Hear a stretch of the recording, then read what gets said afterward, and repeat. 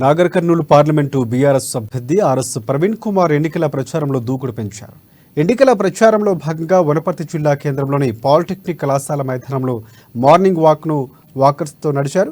10 సంవత్సరాల కాలంలో కేసీఆర్ చేసిన అభివృద్ధిని చూసి కారు గుర్తుకు ఓటు వేసి తనను గెలిపించాలని అభ్యర్థించారు. తనను గెలిపిస్తే గ్రామీణ ప్రాంతాల్లో క్రీడలకు అన్ని సదుపాయాలు కల్పిస్తామని చెప్పారు. వనపర్తితో ఎన్నో సంవత్సరాల అనుబంధం ఉందని, నాగర్ కర్నూలు పార్లమెంటు పరిధిలోని ప్రజలు సంపూర్ణ ఆరోగ్యం కోసం ఏమైనా చేయడానికి కృషి చేస్తారని హామీ ఇచ్చారు ఆర్ఎస్ ప్రవీణ్ కుమార్.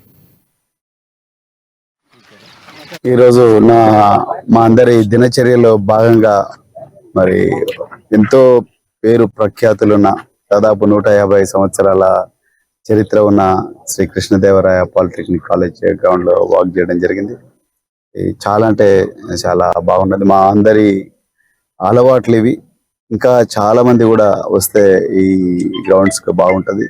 అయితే గ్రామీణ ప్రాంతాల్లో మరి క్రీడలకు ఎలాంటి సదుపాయాలు లేక, తర్వాత పట్టణ ప్రాంతాల్లో కూడా అరకొర వసతులున్న ఈ పరిస్థితుల్లో రాబోయే రోజుల్లో తప్పకుండా కేంద్ర ప్రభుత్వంతో కొట్లాడి కేంద్ర ప్రభుత్వంలో ఉండే వనరులన్నీ కూడా తీసుకొచ్చి మన నాగర్ కర్నూలు పార్లమెంటు ప్రాంతంలో ఉండే ఏ పట్టణంలోనైనా, ఏ మండల కేంద్రంలోనైనా కూడా ఇంత చక్కగా గ్రౌండ్స్ ఉండేటట్టుగా ప్రయత్నం తప్పకుండా చేస్తా.